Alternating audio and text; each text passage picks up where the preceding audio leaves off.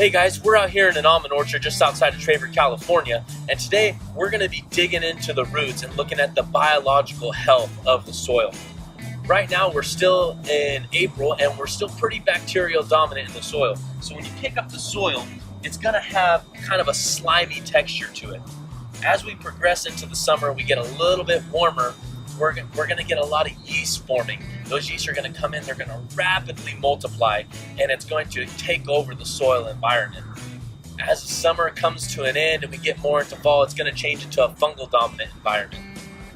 Why does that matter? Well, nature has a reason for everything. It all starts off in the fall. So when those fungi come in, they're coming in and they're breaking down all of your organic matter. When the leaves fall, when you prune, when you thin, all that goes onto the ground, and the fungi are going to come in, they're going to eat it up, they're going to break it down and make it into a usable form for your plant. Well, then we come to spring, and what the bacteria do is they come in and they're producing organic acids, and they're preserving that food that the fungi made so that it stays in a form that the tree can use throughout the course of the summer. Those bacteria are going to die, and they're going to provide a food source for that yeast. The yeast are very high in their protein content.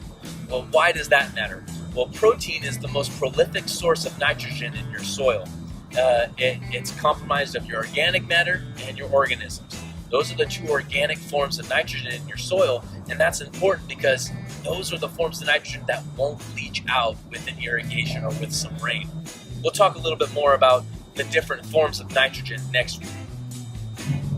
Now that you have an idea of how to tell whether your soil is active and is somewhat healthy, how can you tell if your soil is going the wrong direction?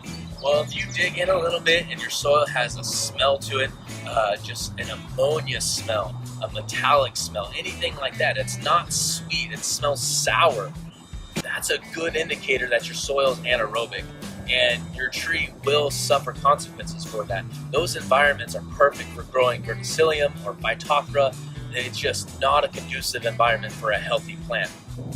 To grow a good, healthy tree, you have to have all three aspects of soil health. It has to be chemically balanced, it has to be structurally sound, and it needs to be biologically active.